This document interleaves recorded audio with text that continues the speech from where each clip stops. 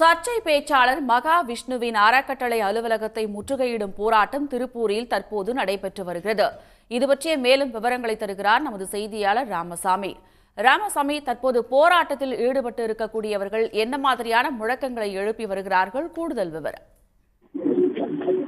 நிச்சயமாக சர்ச்சை பேச்சாளர் மகாவிஷ்ணுவின் பரம்பொருள் அறக்கட்டளையை தடை செய்ய வலியுறுத்தியும், மாணவர்களிடையே மூட நம்பிக்கை பிரச்சாரம் செய்து அவர்களை தவறான வழிக்கு அழைத்துச் சென்றதை கண்டித்தும், மாணவர்கள் மத்தியில் மாற்றுத்திறனாளிகளை இழிவுபடுத்தி பேசியதை கண்டித்தும், பெண்களை போகப் பொருளாக சித்தரித்து ஆபாசமாக யூடியூப் போன்ற சமூக வலைதளங்களில் பேசி பதிவிட்டு வருவதை கண்டித்தும், பரம்பொருள் அறக்கட்டளையின் சட்டவிரோத பண பரிமாற்றத்தை முறையாக ஆய்வு செய்ய கோரியும் முற்போக்கு இயக்கங்கள் சார்பில் இன்று பரம்பொருள் அறக்கட்டளை முன்பு முற்றுகை போராட்டமானது அறிவிக்கப்பட்டிருந்தது. ஆனால் இந்த முற்றுகை போராட்டத்திற்கு அவிநாசி போலீசார் அனுமதி மறுப்பு தெரிவித்திருந்த நிலையில் அணைப்புதூர் பேருந்து நிறுத்தம் பகுதியில் இந்த ஆர்ப்பாட்டமானது நடைபெற்று வருகிறது.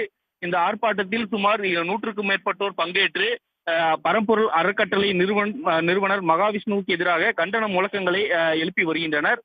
இந்த ஆர்ப்பாட்டத்தில் முற்போக்கு இயக்கங்களை சார்ந்த ஏராளமானோர் கலந்து கொண்டிருப்பது குறிப்பிடத்தக்கது. விவரங்களுக்கு நன்றி ராமசாமி. உடனுக்குடன் செய்திகளை தெரிந்து கொள்ள சன் நியூஸ் பெல் ஐகானை கிளிக் பண்ணுங்க.